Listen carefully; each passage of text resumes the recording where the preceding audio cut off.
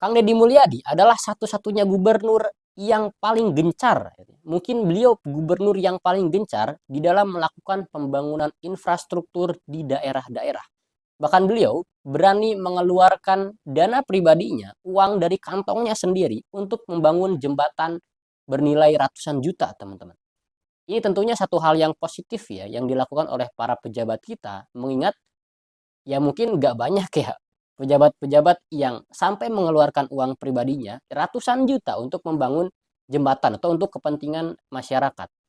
Namun, ada satu hal yang bisa kita diskusikan, teman-teman. Apakah membangun infrastruktur itu adalah satu-satunya hal yang mesti dilakukan oleh para pejabat? Atau ada hal yang lebih penting yang bisa dilakukan? Ya. Kalau misalkan kita ingin mencari tahu apakah ada hal yang lebih penting yang bisa dilakukan oleh para pejabat selain dari membangun infrastruktur. Ya, ternyata kalau kita terisik lebih jauh lagi, lebih dalam lagi, ternyata sebetulnya tugas pejabat itu atau tugas para pemangku kebijakan itu bukan hanya sekedar membangun infrastruktur, tapi juga membangun suprastruktur, teman-teman. Apa itu suprastruktur? Suprastruktur itu adalah manusia. Manusia yang mendiami alam, manusia yang mendiami muka bumi ini.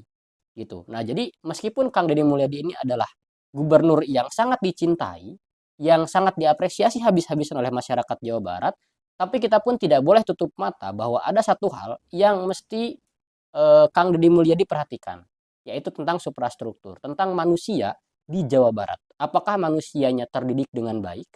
Apakah sekolah-sekolah sudah memenuhi standarnya? Apakah guru-guru sudah memenuhi standar kualitasnya di dalam mendidik ya siswa dan siswi di Jawa Barat?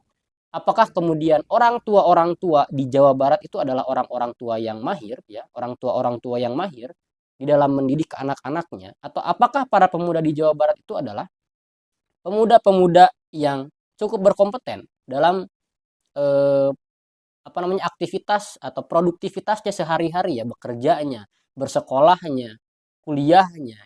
Nah, ini pun yang mesti kita perhatikan. Apakah Jawa Barat sudah berada di titik itu, berada di kualitas suprastruktur yang baik atau tidak. Nah, ini kita bisa berdiskusi teman-teman di kolom komentar bawah. Apakah Kang Deddy Mulyadi sudah membangun suprastruktur Jawa Barat dengan baik? Ya, atau Kang Deddy Mulyadi hanya fokus terhadap pembangunan infrastruktur, meskipun itu juga hal yang baik sebetulnya. Ya, kita apresiasi. Saya pun apresiasi besar-besaran lah ya terhadap Kang Deddy Mulyadi. Namun tadi kita mesti melihat satu sisi yang lain gitu, yaitu tentang pembangunan suprastruktur atau